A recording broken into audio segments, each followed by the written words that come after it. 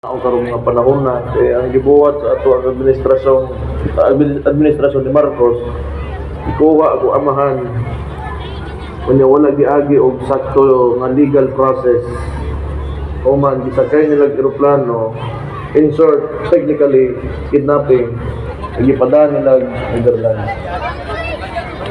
Kamong mga nanggawas para masuporta sa amahan, para magpakita nga di ko sugot sa nahitabo. Salamat kayo sa inyo ha.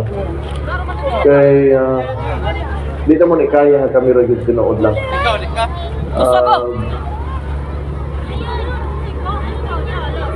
Pila kami kabuok, ako Mayor Ramos Davao, ang kalaban nato ani kalaban namo kay